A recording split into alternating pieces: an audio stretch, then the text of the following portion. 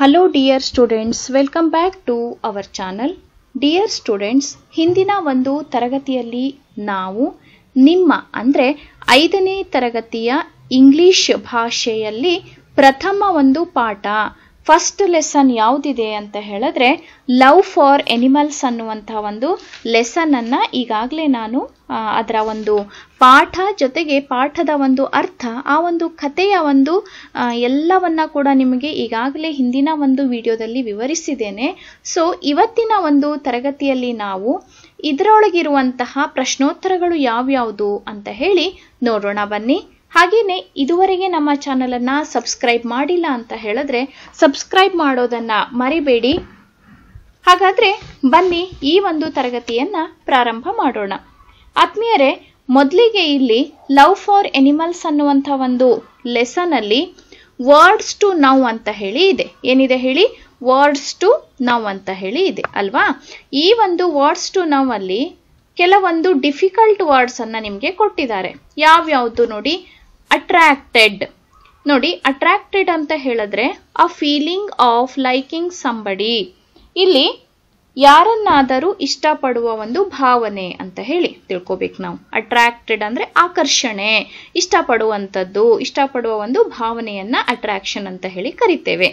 ಅರ್ಥ ಆಯ್ತಾ? ಆಕರ್ಷಣೆ ಅಂತ ಹೇಳಿ ನಿಮ್ಮ ಒಂದು ಪುಸ್ತಕದಲ್ಲಿ ಬರ್ಕೊಳ್ಳಿ, ನೋಟ್ಬುಕ್ ನಲ್ಲಿ ಬರ್ಕೊಳ್ಳಿ. ಜೊತೆಗೆ ಅದನ್ನ ಈಗಾಗಲೇ ಇವತ್ತಿನ ಒಂದು ಪಾಠವನ್ನ ಇವತ್ತೇನೆ ತಯಾರಿ ಮಾಡ್ಕೊಳ್ಳಿ. ಅಂದಾಗ ನಿಮ್ಗೆ ಇಂಗ್ಲಿಷ್ ಒಂದು ಸಬ್ಜೆಕ್ಟ್ ಬಹಳ ಈಸಿಯಾಗಿ ಅರ್ಥ ಆಗುತ್ತೆ. ಇನ್ನು ಆಶ್ರಮ್. ಆಶ್ರಮ್ ಅಂದ್ರೆ ಅ place wear hermits live. Hermits ಅಂತ ಹೇಳಿದ್ರೆ ಇಲ್ಲಿ ಸನ್ಯಾಸಿಗಳು ಅಂತ ಹೇಳಿ ಒಂದು ಅರ್ಥವನ್ನ ಕೊಡುತ್ತೆ. ಹಾಗಾಗಿ ಸನ್ಯಾಸಿಗಳು ವಾಸಿಸುವ ಒಂದು ಸ್ಥಳವನ್ನ ಆಶ್ರಮ್ ಅಂತ ಹೇಳಿ ಕರಿತೇವೆ. ಕ್ರೈಸ್ ಅಂತ ಇದೆ. ಕ್ರೈಸ್ ಅಂದ್ರೆ ಸೌಂಡ್ಸ್ ಅಲ್ವಾ? Sounds made by birds and animals. ಪ್ರಾಣಿಗಳ ಹಾಗೆ ಪಕ್ಷಿಗಳ ಕೂಗನ್ನ ಏನಂತ ಕರಿತೇವೆ ನಾವಿಲ್ಲಿ? ಅವರು ಮಾಡುವಂತಹ ಶಬ್ದವನ್ನ ಕ್ರೈಸ್ ಅಂತ ಹೇಳಿ ಕರಿತೇವೆ.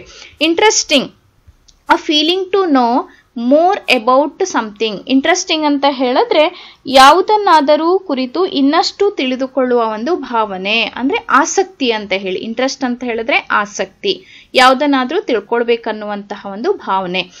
ಇನ್ನು ಕ್ರಾವಲ್. ಕ್ರಾವಲ್ ಅಂತ ಹೇಳಿದ್ರೆ ತೆವಳುವಿಕೆ ಅನ್ನುವಂಥ ಒಂದು ಅರ್ಥವನ್ನ ಕೊಡುತ್ತೆ. Move slowly on the belly.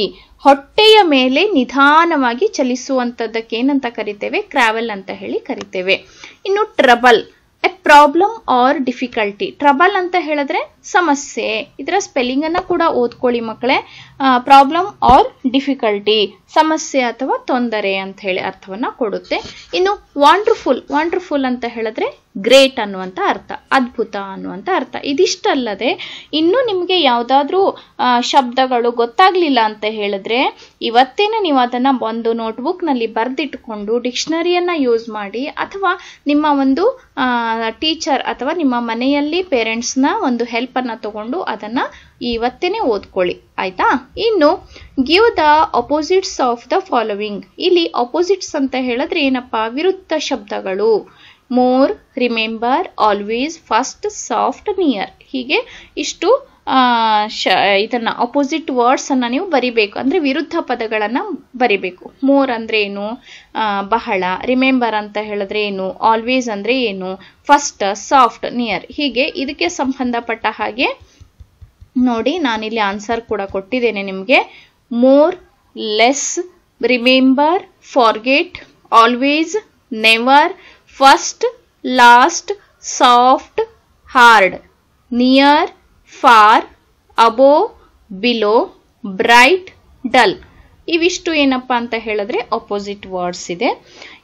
ಇದನ್ನ ದಯವಿಟ್ಟು ಇದಕ್ಕಿಂತ ಹೆಚ್ಚಾಗಿ ಏನ್ ಮಾಡ್ಕೊಳ್ಳಿ ನೀವು, 5th ಸ್ಟ್ಯಾಂಡರ್ಡ್ ಅಲ್ವಾ? ಹಾಗಾಗಿ ಇನ್ನು ಹೆಚ್ಚಿನ ಒಂದು ನಿಮಗೆ 8 ಶಬ್ದಗಳನ್ನ ಇಲ್ಲಿ ಕೊಟ್ಟಿದ್ದಾರೆ. ಹಾಗೇನೆ ಇಲ್ಲಿ ಅವ್ರಿಗೆ 6 ಕೊಟ್ಟಿದ್ದಾರೆ. ಇಲ್ಲಿ ನಾನು 7 ಅಂತ 8 ಎರಡನ್ನ ಕೂಡ ಇಲ್ಲಿ ಆಡ್ ಆಗಿದೆ ನೋಡಿ. ಅದನ್ನು ಕೂಡ ಓದ್ಕೊಳ್ಳಿ. ಇನ್ನೊಮ್ಮೆ ನೋಡಿ. ಮೋರ್, ಲೆಸ್ ಹೆಚ್ಚು ಕಡಿಮೆ, ರಿಮೆಂಬರ್ ಫಾರ್ಗೆಟ್ ನೆನಪಿಟ್ಟುಕೊಳ್ಳುವಂಥದ್ದು ಮರೆಯುವಂಥದ್ದು, ಆಲ್ವೇಸ್ ಅಂದ್ರೆ ಯಾವಾಗ್ಲೂ, ನೆವರ್ ಯಾವಾಗ್ಲೂ ಇಲ್ಲದೆ ಇರುವಂಥದ್ದು, ಫಸ್ಟ್ ಲಾಸ್ಟ್ ಗೊತ್ತಿದೆ, ಸಾಫ್ಟ್ ಹಾರ್ಡ್ ಮೃದು ಮತ್ತೆ ಗಟ್ಟಿ, ನಿಯರ್ ಸಮೀಪ, ಫಾರ್ ದೂರ, ಅಬೋ ಬಿಲೋ ಮೇಲೆ ಕೆಳಗೆ, ಬ್ರೈಟ್ ಡಲ್, ಬ್ರೈಟ್ ಅಂದ್ರೆ ಜಾಸ್ತಿ ಶಾರ್ಪ್ ಆಗಿ ಹೊಳೆಯುವಂಥದ್ದು, ಡಲ್ ಅಂತ ಹೇಳಿದ್ರೆ ಮಸ್ಕಾಗಿ ಮಬ್ಬಾಗಿರುವಂಥದ್ದು ಅಲ್ವಾ. ಇನ್ನು ಮುಂದಿನ ಒಂದು ಪ್ರಶ್ನೆಗೆ ಹೋದಾಗ V2 ನಲ್ಲಿ match the words in column A with the names in column B. ಇಲ್ಲಿ ಎ ಒಂದು ಕಾಲಮ್ ಅಲ್ಲಿ ಕೆಲವೊಂದು ನೇಮ್ಸ್ ಅನ್ನ ಕೊಟ್ಟಿದ್ದಾರೆ, ಕೆಲವೊಂದು ವರ್ಡ್ಸ್ ಅನ್ನ ಕೊಟ್ಟಿದ್ದಾರೆ. ಇದನ್ನ ನೇಮ್ಸಿಗೆ ನಾವಿಲ್ಲಿ ಆಡ್ ಮಾಡಬೇಕು. ಸೇಜ್ ಅಂತ ಹೇಳಿದ್ರೆ ಇಲ್ಲಿ ಹರ್ಮಿಟ್ ಅಂದ್ರೆ ಸನ್ಯಾಸಿ ಅನ್ನುವಂಥ ಅರ್ಥವನ್ನ ಕೊಡುತ್ತೆ. ಇಲ್ಲಿ ಸೇಜ್ ಯಾರು? ನಮ್ಮ ಲೆಸನ್ ಅಲ್ಲಿ ರಮಣ ಮಹರ್ಷಿ. ಬಾಯ್ಸ್ ಅಂತೇಳಿ ಯಾರಿಗೆ ಕರಿತಾ ಇದ್ರು ಅವರು? ಡಾಗ್ಸ್. Number 2 dogs. ಕೌ ಅಂತ ಹೇಳಿ ಯಾರಿಗೆ ಕರಿತಾ ಇದ್ರು? ಲಕ್ಷ್ಮಿ ಅನ್ನುವಂತ ಒಂದು ಆಕಳಿತ್ತು, ಆ ಒಂದು ಆಕಳಿಗೆ ಕೌ ಅಂತ ಹೇಳಿ ಲಕ್ಷ್ಮಿ ಅಂತ ಕರಿತಾ ಇದ್ರು. ಸ್ಟೋರಿ ಟೆಲ್ಲರ್ ಇಲ್ಲಿ ಯಾರು? Grand mother. ಗ್ರ್ಯಾಂಡ್ ಮದರ್ ಯಾರಿಗೆ ಹೇಳಿದ್ರು ಸ್ಟೋರಿನ? ಇಲ್ಲಿ ಲೂಸಿಗೆ ಹೇಳಿದ್ಲು. ಲೂಸಿ ಅದನ್ನ ನಿತಿನ್ ಜೋಡಿ ಡಿಸ್ಕಸ್ ಮಾಡಿದ್ಲು. ಹಾಗೇನೆ ಫ್ರೆಂಡ್ಸ್ ಯಾರಾಗಿದ್ರು? Lucy and Nitin. ಇದನ್ನ ನೋಡ್ಕೊಳ್ಳಿ. ಹಾಗೆ ನೋಡಿ, ಕ್ವಶನ್ ಆನ್ಸರ್ ರೆಡಿ ಆಗಿದೆ. ಈಗ find one word for each of the following from the lesson. ಇಲ್ಲಿ ಒನ್ ವರ್ಡ್ ಅನ್ನ ಬರಿಬೇಕಾಗ್ತೈತೆ. ನಾವಿಲ್ಲಿ ಏನಂತ ಕೊಟ್ಟಿದ್ದಾರೆ? 3 ಒಂದು ಕ್ವಶನ್ಸ್ ಅನ್ನ, 3 ಒನ್ ವರ್ಡ್ ಗೆ ಸಂಬಂಧಪಟ್ಟ ಹಾಗೆ ಸೆಂಟೆನ್ಸ್ ಅನ್ನ ಕೊಟ್ಟಿದ್ದಾರೆ. ಕಮಿಂಗ್ ಬ್ಯಾಕ್ ಅಂತ ಹೇಳಿದ್ರೆ ರಿಟರ್ನ್, ಹಿಂತಿರುಗುವಂತದ್ದು. Slow movement of the snake, ಹಾವಿನ ಒಂದು ಏನಪ್ಪಾ ನಿಧಾನವಾದ ಒಂದು ಚಲಿಸುವಿಕೆಗೆ ಏನಂತ ಕರೀತಾರೆ? ಕ್ರಾವೆಲ್ ಅಂತ ಹೇಳಿ ಕರೀತಾರೆ. ತೆವಳುವಿಕೆಗೆ, ಹೊಟ್ಟೆಯ ಒಂದು ಭಾಗದಿಂದ ಚಲಿಸುವಿಕೆಗೆ ಕ್ರಾವೆಲ್ ಅಂತ ಕರೀತಾರೆ. A place where sages live, ಈಗಾಗಲೇ ನಿಮಗೆ ಹೇಳಿದ್ದೇನೆ. ಆಶ್ರಮ್ ಅಂತಂದ್ರೆ ಯಾರು ಸನ್ಯಾಸಿಗಳು ವಾಸವಾಗಿರುವ ಒಂದು ಸ್ಥಳವನ್ನ ಆಶ್ರಮ್ ಅಂತ ಹೇಳಿ ಕರೀತಾರೆ. ಆಯ್ತು. ಇನ್ನ ಕ್ವಶನ್ ಆನ್ಸರ್ ನೋಡಿದಾಗ ಓದ್ಕೊಳ್ತಾ ಹೋಗ್ತೇನೆ, ಅದನ್ನ ನೋಟ್ ಡೌನ್ ಮಾಡ್ಕೊಳ್ಳಿ, ಜೊತೆಗೆ ನೀವು ಕೂಡ ಓದ್ಕೊಳ್ಳಿ. Where Lucy and Nitin going. Lucy ಮತ್ತೆ ನಿತಿನ್ ಎಲ್ಲಿಗೆ ಹೋಗ್ತಾ ಇದ್ರು? Lucy and Nitin are returning home. ಎಲ್ಲಿಗೆ ವಾಪಸ್ ಆಗ್ತಾ ಇದ್ರು? ಮನೆಗೆ ಹೋಗ್ತಾ ಇದ್ರು ಅಂತ ಅರ್ಥ. What did they see? They saw a man walking with his pet dog. He was trying to talk to his dog and the dog seemed to be answering him by barking. What did they see ಅಂದ್ರೆ ಏನು ಅವರು ನೋಡಿದ್ರು? ಅವ್ರೇನ್ ನೋಡಿದ್ರು ಅಂತ ಹೇಳಿದ್ರೆ, ಅ man walking on his pet dog. ಒಬ್ಬ ಮನುಷ್ಯ ತನ್ನ ಪ್ರೀತಿಯ ನಾಯಿಯ ಜೊತೆಗೆ ವಾಕಿಂಗ್ ಮಾಡ್ತಾ ಇದ್ದ, ನಡೆದಾಡ್ತಾ ಇದ್ದ. He was trying to talk to his dog. ಅವನು ಆ ನಾಯಿಗೆ ಏನು ಹೇಳ್ತಾ ಇದ್ದ, ಅದು ಆ ನಾಯಿ ಅದನ್ನ ನೋಡಿ ಆನ್ಸರಿಂಗ್ ಹಿಮ್ ಬೈ ಬಾರ್ಕಿಂಗ್, ತನ್ನ ಬೊಗಳುವಿಕೆಯ ಒಂದು ಸೌಂಡ್ ಇಂದ ಏನ್ ಮಾಡ್ತಾ ಇತ್ತು, ಅವನಿಗೆ ಏನು ಹೇಳಲಿಕ್ಕೆ ಪ್ರಯತ್ನ ಮಾಡ್ತಾ ಇತ್ತು ಅನ್ನುವಂಥ ಅರ್ಥ. Why were the animals attracted towards Maharshi? ಈ ಪ್ರಾಣಿಗಳನ್ನ ಹೇಗೆ ಅಟ್ರಾಕ್ಷನ್ ಮಾಡ್ತಾ ಇದ್ರು ನೋಡಿ.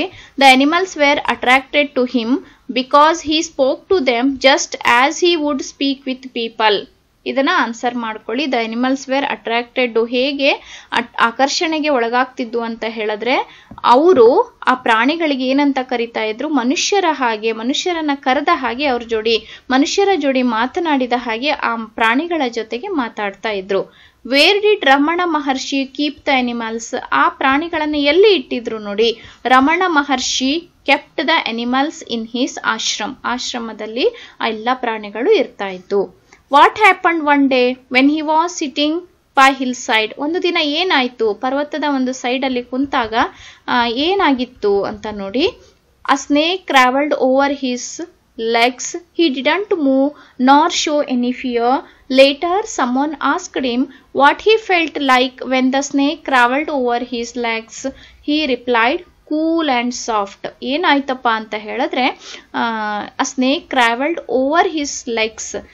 ಅವರ ಒಂದು ಕಾಲಿನ ಒಳಗಡೆಗೆ ಏನಾಯ್ತು? ಆ ಒಂದು ಹಾವು ಚಲಿಸ್ತಾ ಹೋಯ್ತು. ಹಿ ಡಿಡಂಟ್ ಮೂವ್, ಅವರು ಯಾವುದೇ ರೀತಿಯ ಹೆದರಿಕೆಯನ್ನ ತೋರಿಸ್ಲಿಲ್ಲ, ಜೊತೆಗೆ ಆ ಕಡೆ ಈ ಕಡೆ ಚಲಿಸ್ಲೂ ಇಲ್ಲ.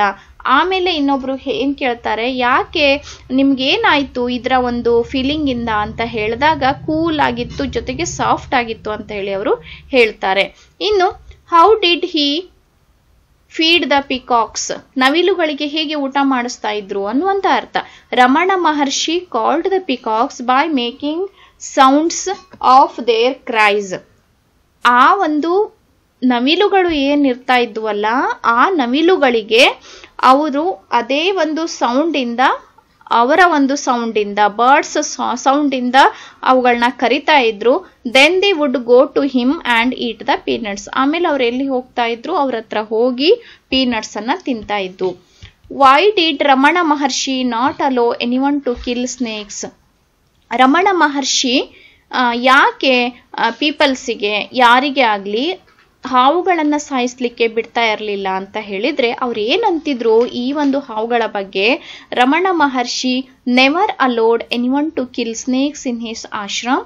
ಹಿ said, we have come to their home and we have no right to trouble them.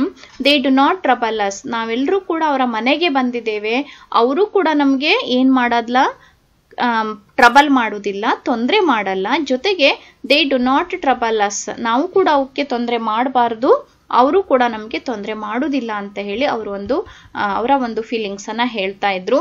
Who told stories to Lucy? ಯಾರು ಈ ಒಂದು ಸ್ಟೋರೀಸ್ ಅನ್ನ ಹೇಳಿದ್ರು ಅಂತ ಹೇಳಿದ್ರೆ, Lucy's grandmother told stories to Lucy.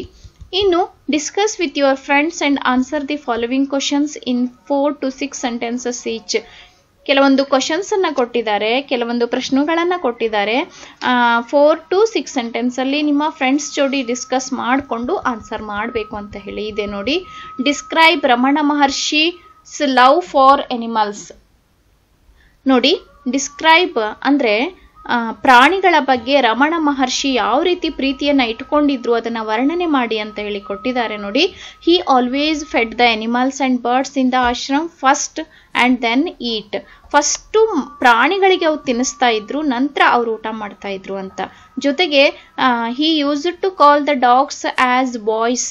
ಅವರು ನಾಯಿಗಳನ್ನ ಏನಂತ ಕರಿತಾ ಇದ್ರು? ಬಾಯ್ಸ್, ಹುಡುಗ್ರೆ ಅಂತ ಹೇಳಿ ಕರಿತಾ ಇದ್ರು. He used to call the peacocks by making sounds of their cries and feed them with his friends. ಇಲ್ಲಿ he used to call the peacocks, ಈಗಾಗಲೇ ಹೇಳಿದ ಹಾಗೆ ಪಿಕಾಕ್ಗಳಿಗೆ ಏನಂತ ಕರಿತಾ ಇದ್ರು, ಅವರ ಹೇಗೆ ಕರಿತಾ ಇದ್ರು, ಆ ಒಂದು ಪಕ್ಷಿಗಳ ಸೌಂಡ್, ಆ ಒಂದು ಪಕ್ಷಿಗಳ ಕೂಗುವಿಕೆ, ಅವರ ಒಂದು ಶಬ್ದದ ಮೂಲಕ ಅವರನ್ನ ಪಿಕಾಕ್ಸ್ ಗಳನ್ನ ಕರಿತಾ ಇದ್ರು. ಜೊತೆಗೆ feed them with his friends, ಆ ಒಂದು ಅವರ ಒಂದು ಫ್ರೆಂಡ್ಸ್ ಜೋಡಿ ಅವಕ್ಕೆ ತಿನ್ನಕ್ ಕೊಡ್ತಾ ಇದ್ರು. What did Ramana Maharshi say about killing of snakes? ಈಗಾಗಲೇ ಹೇಳಿದ್ದೇನೆ, ಇದನ್ನ ಇನ್ನೊಮ್ಮೆ ನೋಡ್ಕೊಳ್ಳಿ, ರಿಪೀಟ್ ಆಗಿದೆ. ಇನ್ನು ಲ್ಯಾಂಗ್ವೇಜ್ ಎಕ್ಸಸೈಸಸ್ ಅಂತ ಹೇಳಿ ಇದೆ. Fill in the blanks with the ING verbs given in the box. Check the spelling of the words of the new words ಅಂತ ಇದೆ ನೋಡಿ. ಇಲ್ಲಿ ಕೆಲವೊಂದು ನಿಮಗೆ ವರ್ಡ್ಸ್ ಅನ್ನ ಕೊಟ್ಟಿದ್ದಾರೆ. Play, swim, read, dance, run. ಇದಕ್ಕೆ ING ಫಾರ್ಮ್ ಅನ್ನ, ING ವರ್ಬ್ಸ್ ಅನ್ನ ಆಡ್ ಮಾಡ್ಬೇಕು. ING ಹಾಕಿ ಆ ವರ್ಬ್ ಅನ್ನ ಫಿನಿಶ್ ಮಾಡ್ಬೇಕು ಅಂತ ಹೇಳಿ ಕೊಟ್ಟಿದ್ದಾರೆ ನೋಡಿ. The boys R running. Run ಅಂತ ಇದೆ, ಅದನ್ನ ರನ್ನಿಂಗ್ ಅಂತ ಮಾಡಬೇಕು. I like playing cricket. Playing cricket ಅಂತ ಪ್ಲೇ ಅಂತಿದೆ, ING ಮಾಡ್ಬೇಕು ಅದನ್ನ ನೀವು. The fish is swimming in the water. Fish ಅಂದ್ರೆ ಮೀನು, ಸ್ವಿಮ್ಮಿಂಗ್, ಸ್ವಿಮ್ ಇರೋದು swimming. Nalini is reading the newspaper. ಇದ್ರ ಬದಲಿಗೆ ನೀವು ಕೂಡ ಆ ಸೆಂಟೆನ್ಸ್ ಅನ್ನ ಕ್ರಿಯೇಟ್ ಮಾಡಬೇಕು. Nalini is reading the newspaper. Or Nalini is dancing in the hall. The girls are dancing. ಹಾಗೇನೆ ನೀವು ಕೂಡ the boys are playing, the boys are writing. I like playing cricket. I like playing badminton or ಏನಪ್ಪ chess or carrom. ಹೀಗೆ ಯಾವುದಾದ್ರೂ ಆಟದ ಒಂದು ಹೆಸರುಗಳನ್ನ ಹಾಕಿ ಒಟ್ಟ ಏನ್ ಮಾಡಿ ಅಂತ ಹೇಳಿದ್ರೆ ING ಫಾರ್ಮ್ ಅನ್ನ ಹಾಕಬೇಕು. ಏನು ವರ್ಬ್ ಅನ್ನ ಕೊಟ್ಟಿದಾರಲ್ಲ ಅದನ್ನ ING ಹಾಕಿ ಫಿಲ್ ಮಾಡೋದಿದೆ. ಆಮೇಲೆ rearrange the words to frame meaningful sentences. All the sentences begin with Ramana Maharshi.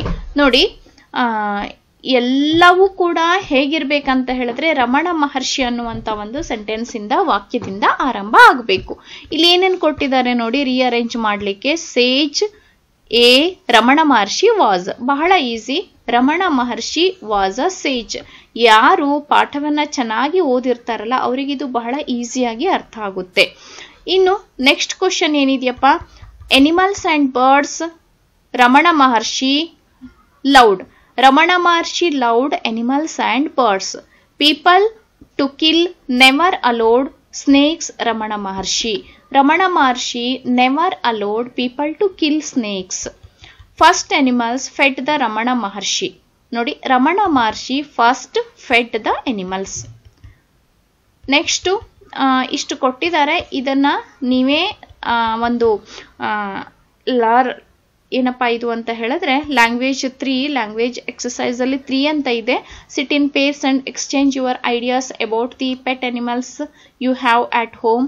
Make sure you are present tense while doing ಅಂತ ಹೇಳಿ, ವೈಲ್ ಡೂಯಿಂಗ್ ಸೊ ಅಂತ ಹೇಳಿ ಇದೆ. ಇದನ್ನ ನೀವು ನಿಮ್ಮ ಮನೆಯಲ್ಲಿ ಜೊತೆಗೆ ಪೇರ್ಸ್ ಅಲ್ಲಿ ಜೋಡಿ ಜೋಡಿಯಾಗಿ ಕೂತ್ಕೊಂಡು ಇದನ್ನ ಮಾಡಬೇಕು. ಇದನ್ನ ಹೇಗಪ್ಪ ಅಂತ ಹೇಳಿದ್ರೆ ಎಕ್ಸ್ಚೇಂಜ್ ಯುವರ್ ಐಡಿಯಾಸ್ ಅಂದ್ರೆ ಅಬೌಟ್ ದ ಪೆಟ್ ಅನಿಮಲ್ಸ್, ನಿಮ್ಮ ಮನೆಯೊಳಗಡೆ ಇರುವಂತಹ ಪೆಟ್ ಅನಿಮಲ್ಸ್ ಮೇಲೆ ನೀವು ಯಾವ ರೀತಿ ಪ್ರೀತಿಯನ್ನ ಇಟ್ಕೊಂಡಿದ್ರಿ ಅನ್ನೋದನ್ನ ನೀವೇನ್ ಮಾಡಬೇಕು, ಡಿಸ್ಕಸ್ ಮಾಡಬೇಕು ಅಂತ ಹೇಳಿ ಇದೆ. ಆತ್ಮೀಯ ಮಕ್ಕಳೇ, ಇಷ್ಟರವರೆಗೆ ನಾವು ಎಲ್ಲ ಕ್ವಶನ್ ಆನ್ಸರ್ ಅನ್ನ ನೋಡಿದ್ದೇವೆ. ಡಿಫಿಕಲ್ಟ್ ಇರೋದನ್ನ ನೋಟ್ ಡೌನ್ ಮಾಡ್ಕೊಳ್ಳಿ. ಜೊತೆಗೆ ನೀವು ಸ್ವಂತ ಟ್ರೈ ಮಾಡಿ. ನಿಮ್ಗೆ ಗೊತ್ತಿಲ್ಲ ಅಂತ ಹೇಳಿದ್ರೆ ಇದನ್ನ ನೋಡಿ ಆನ್ಸರ್ ಮಾಡಿ ಅದನ್ನ ಕಲ್ತ್ಕೊಳ್ಳಕ್ಕೆ ಪ್ರಯತ್ನ ಮಾಡಿ ಅಂತೇಳಿ ಹೇಳ್ತಾ, ಈ ಒಂದು ವಿಡಿಯೋ ನಿಮ್ಗೆ ಏನಾದ್ರೂ ಇಷ್ಟ ಆದ್ರೆ ಲೈಕ್ ಮಾಡಿ, ಶೇರ್ ಮಾಡಿ, ಜೊತೆಗೆ ಕಮೆಂಟ್ ಕೂಡ ಮಾಡಿ. ಸಬ್ಸ್ಕ್ರೈಬ್ ಮಾಡೋದನ್ನ ಮರಿಬೇಡಿ. ಮುಂದಿನ ವಿಡಿಯೋಗಳಿಗಾಗಿ ಮುಂದಿನ ಒಂದು ಕ್ಲಾಸನ್ನ ತಪ್ಪದೆ ನೋಡಿ. Thank you so much.